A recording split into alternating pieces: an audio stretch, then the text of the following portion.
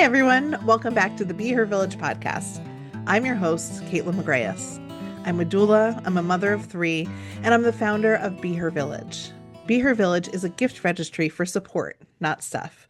We help parents connect with doulas, postpartum care, lactation specialists, meals, laundry, and all the other things that help take care of parents while they're taking care of their babies. So far, we've raised almost $400,000 on BeHerVillage registries. That means $400,000 have been gifted to BeHerVillage parents on their registries by their friends and families. And those dollars are being spent to help people get midwife care, to help people have home births, to help people have in-home postpartum care, to get body work, to have better health outcomes, to have a better experience becoming a mother. And today, I am here to tell you about how this all started. I've told this story on lots of other podcasts. I've told this story on other people's blogs. I've told this story being hosted on other people's platforms. And I think the time is long overdue for me to tell this story from my perspective. So consider this part one of an ongoing series where I will come onto this podcast and talk to you directly rather than interviewing guests, but actually giving you insight into my experience as a mother, my experience as a doula, and the road that has led me to BeHerVillage. So, what I would love from you before I begin this is sort of an intimidating thing to do. I don't know if any of you have tried this, but I'm sitting in a room. If you're on the YouTube channel, you can see I have my fancy headphones on, and I have my speaker, and I've put a nice blouse on and some lipstick, and I'm sitting in a Zoom room talking to myself. So what I would really appreciate from you as we move forward is if you could drop me a note. If you could go to where you're listening to this podcast, you can see it says, send me a text. Send me a text and tell me what you think of this episode. It can be totally anonymous. Give me feedback. Did you like it? Do you want more? Do you have a question? I'd really, really love to hear from you. Okay, with that, thank you for that tiny bit of effort to make this feel a whole lot better for me. I am a real person. I would love to tell you about how BeHerVillage began and a little bit about my background. So I was actually a special ed teacher in New York City, PS 255. Absolutely love that school. My husband actually still works there. That's where I met him. And I feel like every stop in my life, every interaction in my life, there's some sort of value and meaning to it. And my time spent as a New York City teaching fellow and working at 255 was absolutely filled with so many wonderful experiences. But the one that is perhaps longest lasting and most meaningful for me is meeting my husband, my future husband, when we work together. He is a teacher there. I was a special ed teacher and he was my assistant at the time. Very scandalous. He was also the cutest. That's just like, that's an aside, but we were young. We were 23 and 24, and he had an eyebrow piercing and a mohawk, and I was really into it. Okay, that's not really the story of BeHerVillage, but here you go. You have me. So I was a special ed teacher, and I was not in the slightest expecting to dive into maternal health care. I was not in the slightest expecting to be an advocate, expecting to lobby on behalf of mothers. Certainly not expecting to launch a doula practice or to try to create a better baby registry and ending up being a tech founder in a startup world. Like, this is all of the things that have happened and are happening to me are, I don't want to say accidental, but they're definitely like have just sort of happened because that's the exact right place and right time for me, not because I have set out to be any one thing. And so with that, BeHerVillage and the story of BeHerVillage really comes from my experience becoming a mother. I was a special ed teacher, dating and married to another special ed teacher, having kids, expecting to have a teacher life, summers off, pensions, home by 3:30. It was going to be great. And suddenly I found myself in my nursery. This is sort of like the moment of my motherhood experience that stands out at me. I was 3 days postpartum. And I was in my nursery in my Astoria apartment, and there was a really big brown fluffy recliner in the corner. I didn't have like a normal rocking chair. I had this like big oversized amazing recliner that we like literally only got rid of a few years ago, well past its use. And I was sitting there with all of the things for my baby, the crib, the diaper changing stand, a closet full of things, the bouncer, the bibs, the all the things for my baby. And I was sitting in this recliner naked, and I was trying to breastfeed my 3-day-old baby, and I was crying, and I was alone. And the way that I found myself in that moment was from having a birth that went completely and utterly sideways. It was supposed to be a beautiful midwife supported Brooklyn birthing center birth that ended up being a cesarean with an OB I'd never met, with nurses that were hostile to me at Maimonides Medical Center in Brooklyn. It it was a beautiful planned birth center birth turned into anonymous, disempowered, scary, cold, non-evidence based induction, epidural, baby in distress. I was in a factory. I was in a birth-giving factory, and it was nothing that I expected it to be, to say the least. Gosh, there's so many parts to the story. I think I might have to have, maybe that's part two, is that full birth story, because it's a doozy, guys. It's a doozy.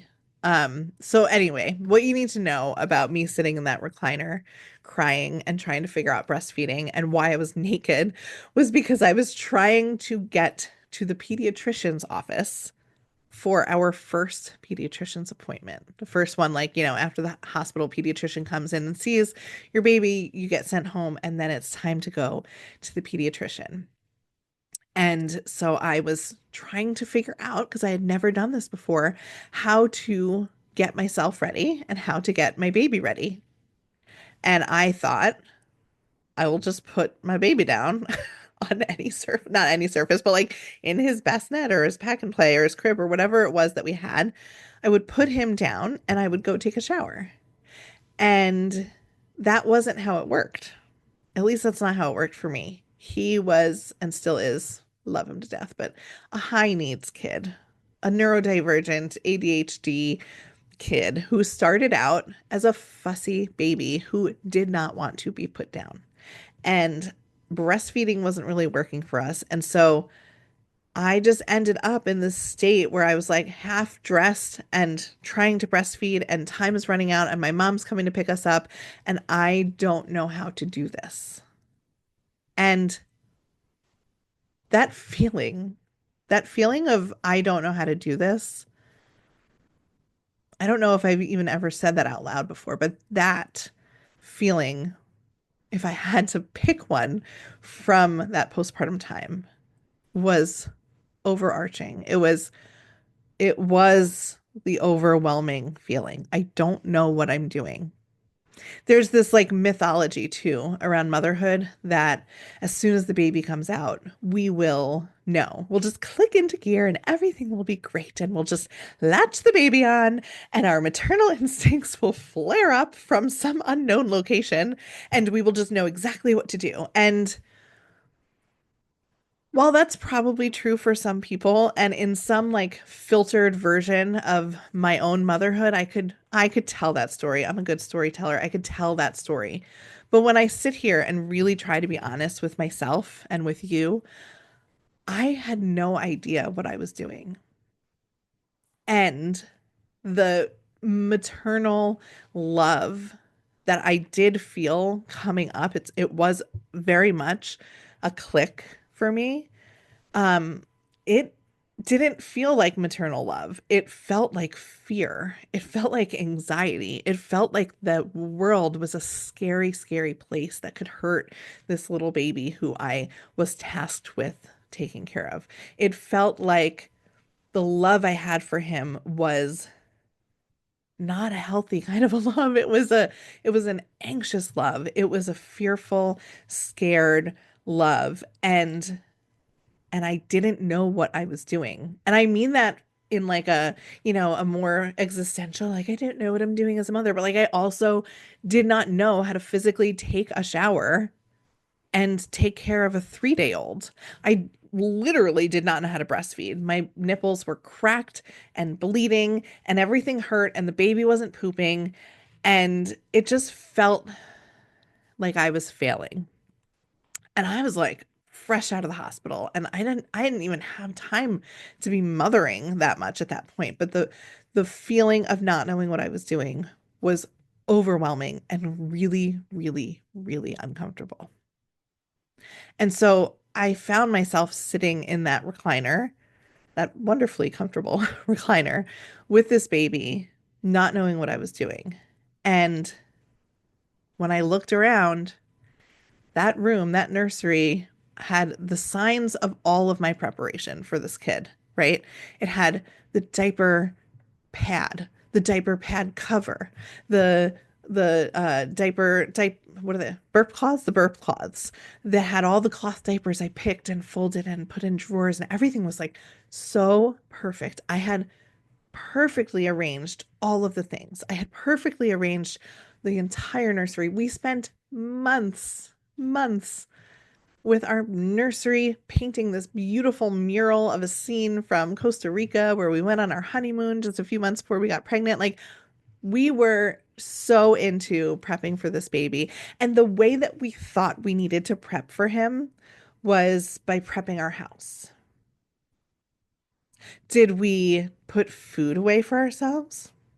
Of course not.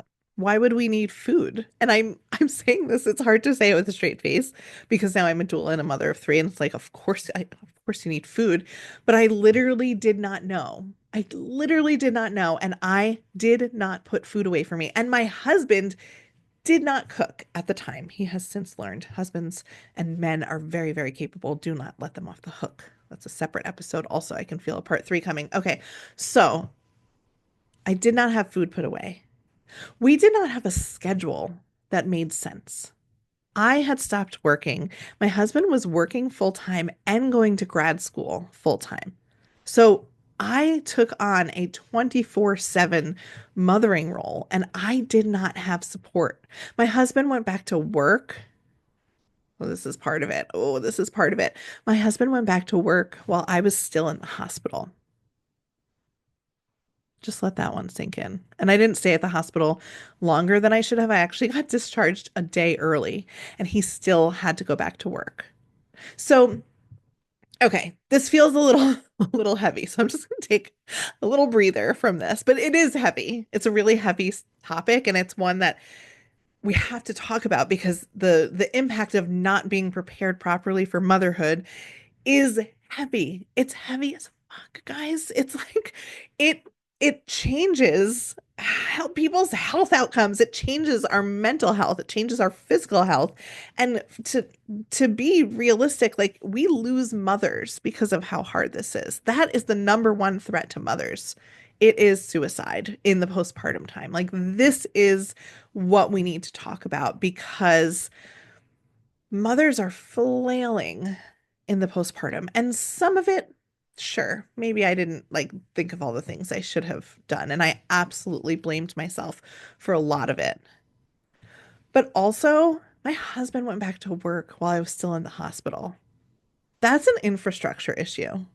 And and I wrote it. I wish I could find this. I wrote a letter to the mayor of New York City because you know New York City is supposed to be like progressive with all their like parental leave. And I was just like, hello, Mr. Mayor. I don't know if you've overlooked this, but I'm just looking up the parental leave policy and my husband doesn't have any. And he works for you. So what gives? I just couldn't believe that in what year was it? 2012? That there was not parental leave, that you could not get paid time off for having a baby. Oh, Okay, so listen, that rage that I still have inside of me clearly is not misdirected and it's not over. It's we're still in that situation. Is there more parental leave? Sure. Parents in New York State, unless things have been like grandfathered in or whatever, but most parents in New York State are eligible for some paid parental leave. Are people who work at corporations that, have great benefits packages, are they getting parental leave? Sure. Is there guaranteed paid parental leave across the board in this country? Absolutely not. There are tons of parents who are going back to work days or weeks after having a baby, or their partners are going to back to work days or weeks after they have a baby, which leaves no time for the partner. Let's be real here, no time for the partner to bond with the baby, but also creates a situation where parents and mothers in particular are left alone to figure out their postpartum time, like I was. So, this was my entry into motherhood. Postpartum anxiety that I literally did not know I had. This is another funny note. Didn't know I had until I gave birth to my second and I didn't have it. That will be another episode, but a very transformative, beautiful VBAC experience, vaginal birth after cesarean, doula supported. Um, and I had this baby with so much support, so much love, so much food put in my freezer, so much family support, and things were just so different for him that I remember the love, that maternal love that flowed through in a way that was healthy, in a way that didn't feel panicky, that didn't feel anxious, that didn't feel like the world was collapsing in around me. And it was only after I remember very distinctly I was holding this new baby, my second baby, in my arms, and I always ask my mom to come to me right after I give birth because I just like I get into this manic state where I have to just decompress and say everything that's going on. I don't get tired, I get very chatty. And so I asked her to come to the hospital. It was 5 o'clock in the morning, and she came to the hospital, and I just said, I feel so calm right now. And I love him. It's like, I love him, but I'm calm. And she was like, well, yeah. And I was like, oh, well, I didn't feel that one that way with my first one. My first one, I was in love and very, very scared and anxious about everything that was going on around me. So the way that we prepare ourselves and the way that I was prepared by focusing on the house, the gifts, the baby registry, the nursery, the things, the baby products, the items that I needed to care for the baby. And I forgot completely, slash, I'm not going to take full ownership of that. I forgot completely, but I also didn't have any resources available to me. Nobody was telling me to think about these things because that's not the messaging new parents get. It's just not. And I think that what the real story behind Be Her Village is that that was my entry into motherhood. I had these two wildly different birth experiences. One where I felt, voiceless and powerless and abandoned and like nothing was working. And then another doula supported, OB supported, believe it or not. But I was an active participant in my care. I was engaged in my care for my birth, but also in my postpartum planning. I had lined up support. I remember telling my mother, I'm like, you need a car seat in your car. And she was like, what? And I was like, you need a car seat because you have to take my older son because I need time to recover with the baby. Like there was just this, I knew what I needed and I asked for it. I put away a month's worth of meals. I was almost hoarding freezer meals at a certain point because I was so scared of that feeling of not having what I needed, like I had after my first baby. And I set up just better structures, better support. I had better structures. I had mom friends. I had people checking in on me. I had people that were taking care of me when I was pregnant. This is a shout out to my friend Danielle, who I famously just like sat in the corner of her couch and I was so hot. It was a very hot summer and I was very, very pregnant. And our toddlers would play and she would just bring me water and snacks and whatever I needed. And I had that community and that village. I had that doula. I had postpartum care. I had my husband home with me in those first days. Still not long enough. still very bad postpartum leave, but more than I had the first time. I had almost a week. It's unbelievable. When I hear people have like 12 weeks, I'm like, I would be a different person. I wouldn't be doing this. I would be working some boring office job. Where I'd be teaching or something. I would not be sitting here shouting from the rooftops about how we need to support parents differently if I had been properly supported. And um that is the real story behind Be Her Village. It is that I have taken the really, really bumpy, totally unglamorous way that I entered motherhood, where every single thing that could go wrong felt like it did, where I unceremoniously plopped myself into motherhood and did not have the emotional flexibility. I did not have the preparation. I did not have the vulnerability needed to ask for or accept help. I mean, there were just so many areas of growth that I didn't even know I had. That's motherhood for you. That I ended up drowning. I ended up drowning and in a lot of ways it colored the beginning of motherhood. This fierce feeling of needing to know even though I didn't know, right? Like that sitting there in that nursery 3 days postpartum and just not knowing what to do. And it's in some ways it makes you more resilient, of course. Of course. These hardships and these traumas and what doesn't kill you makes you stronger. Those are all of course true. And they're true for me and I am grateful, and it has not always been easy to feel this, but I am grateful for the experiences that I've had. But only so much in that they have been really hard things that have forced me to soften. They have forced me to learn how to let go. They have forced me to learn how to ask for help, how to receive help, how to envision that help, how to give myself forgiveness and give myself grace. And the real reason that Be Her Village has started or was started or is in existence, I should say, because I sort of like speak of it as this thing that like we're just starting and we are in that we're not done until every single person in the United States and the world is fully supported and it has access to all the care they need. But it's also not just an idea anymore. It's a platform. We've had $400,000 gifted. We have thousands of gift givers. We have thousands of birth workers. We have thousands of parents. Like we are doing the thing. And I have to remind myself of that. But part of why Be Her Village exists is not just because of my story, because my story is done, right? I went through it, I survived it. It wasn't pretty, it didn't feel good, but I did it. It's because I have a daughter.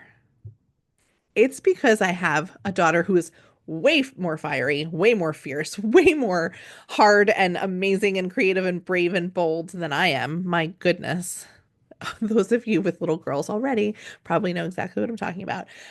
But I look at her and that maternal love that flows through, what it says to me is, you need to make this world an easier, better, kinder, softer, more supportive place for her when she becomes a mother, if she becomes a mother, for your sons and their future mothers of their children, for their future fatherhood experiences, that they are not going back off to work and missing out on skin to skin and newborn snuggles and milky little sleepy babies and all of the joys of this early parenthood.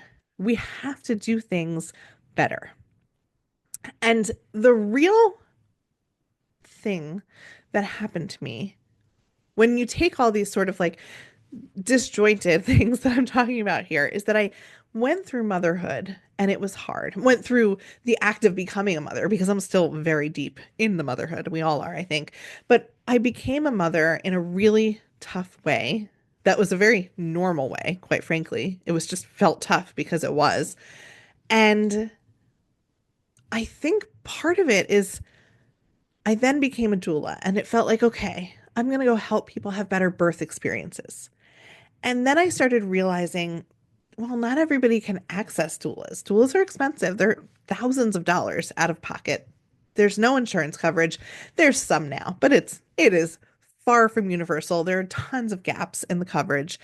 And the reality is that there are billions of dollars being spent on baby shower gifts.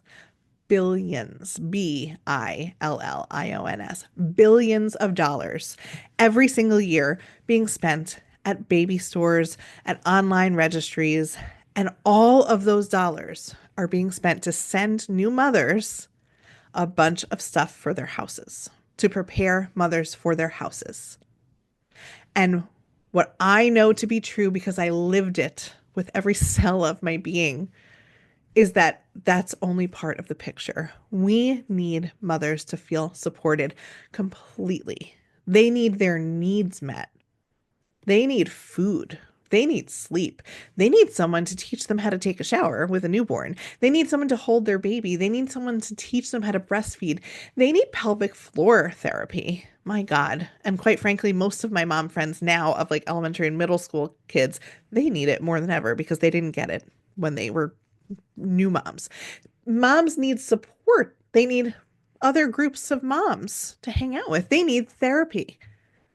They need massages. They need yoga. They need someone to help them return to work, to learn how to pump and which pump and parts and refrigeration and how to set up a nursing station. They need to navigate that entire return to their previous life. They need to navigate return to fitness, which is not as clear cut as it should be. And there's a lot of misinformation out there. Mothers need support for the wholeness of their being. They don't just need baby stuff in their house.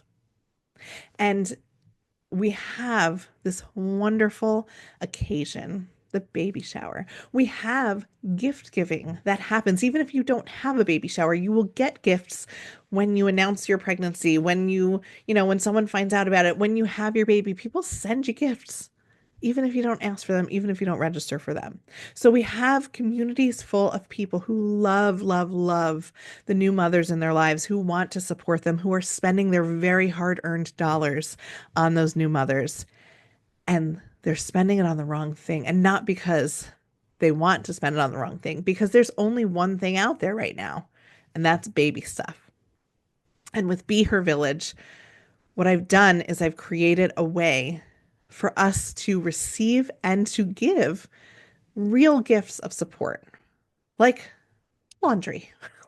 Would someone like to come and do my laundry? Cool. I will accept that as gift. Like doulas, like advocates, like belly binding, like midwifery care, like home birth care, like birth center fees, like birth classes, like maternity leave, like copays, like all the things that support new mothers. That is what we need to spend this wonderful gift money on. And that is what is happening on BeHerVillage. Okay, this feels like a really good stopping point for part one. And I feel as if that might have been a little bit all over the place. So feel free to either validate that for me, send me a text. You can see it in the in your podcast app. It says send us a text. Send me a text and tell me, was that easy to follow?